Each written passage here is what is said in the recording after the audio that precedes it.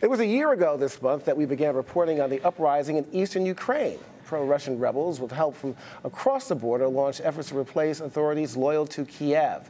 Well, after months of fighting, a shaky ceasefire was put in place, and now there's a new element in the mix.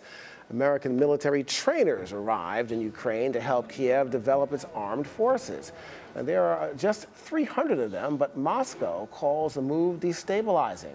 Now, other destabilizing factors include economic pressures and a disturbing string of deaths and killings in Kiev. Here to tell us more is Streve Acunto of the Consular Corps College. Steve, let's start with the ceasefire, because I have other juicy things I want to talk to you about here. How's that going? Well, it's a ceasefire.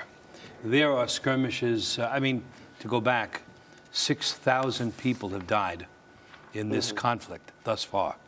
So it can't be trivialized into a gang war, but it looks like, a shot today, shot there. It is a little bit of motivation to keep the pro-Russian troops in the Ukraine, and they're there. The pro-Russian fighters are there, not troops, excuse me. Keep them motivated, and it goes back and forth like this. I don't think it indicates the failure of the ceasefire. I've got 3 words for you, and these sound eerily similar to decades past. Trainers, advisors, Vietnam. Yeah. I seriously don't think the U.S. is going to put any boots on the ground over there, but this is kind of alarming, and it could be destabilizing as far as Moscow is saying. I can see that they perhaps have a point. Well, but you remember that Moscow right now, Vladimir Putin has upped the nuclear threat potential against Denmark. For example, if it stated that if Denmark's troops join NATO, he could conceivably launch. He said he would be the targets of our ships, of our nuclear launch. No, my opinion is that he is destabilizing it himself. The U.S. is going under the radar with a response on a non-confrontational level by having the troops there. Okay. That being said, then, the economic situation is still kind of dire in that area. Now, I'm just wondering whether sanctions are having any kind of delirious effect on this fighting, whether or not that will make any difference or not, or what else has to be done. The sanctions are hurting everybody. No one is winning on the sanctions. Europe is not winning. Poland is not winning. And all of the former Soviet states, Moldova, Ukraine, now Georgia is reporting losses. No one is winning with this set of sanctions. But Steve, here we have Vladimir Putin doubling down on his resolve to reclaim areas. Crimea, of course, is already a foregone conclusion it's done. Eastern Ukraine, who could say at this particular point in time? But I guess with all of this, he still has the popular support of Russians. He does. He is a great manipulator of the media there. Of course, I don't think that takes much when you're in charge. Not with Putin in charge. He continued. Take his recent move, selling arms to Iran.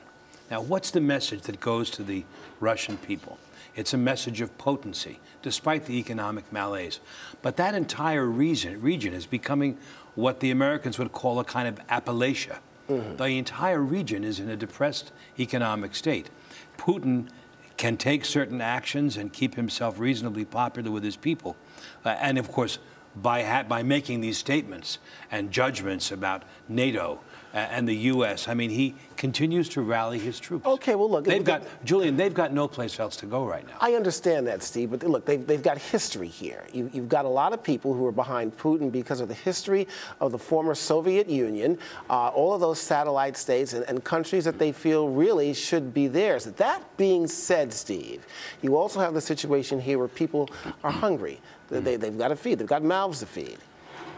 At what point does the scale tip towards the economic concerns over, I would say, nationalistic concerns? Well, regardless of when it tips, Putin has the option of regaining confidence in allies. He always has that option. He's the one with the good fallback options. He could become Mr. Coordinator, Mr. Collaborator, Mr. Friend to other countries in a flash. So he always has that option. I think he can play this out until the option goes to him. the surrounding countries are in deep economic trouble. We've got one other factor here, the ICC. Right. Possibly investigating crimes against humanity over there. What kind of play or leverage will that have? They're looking. I think what's underlying all of that is the potential for nuclear weapons in Crimea. I believe that's where the ICC focus really is. They're looking at the strategic placement of nuclear weapons in Crimea. I believe that. I don't think it's simply looking into former war crimes or espionage. We got to go on that, but you've heard it here first from Streve Acunto on Arise Review. Thank you so much. Thank you, Julie. All right. Coming up next, financial power players gather in Washington, and you're watching Arise Review. Stay with us.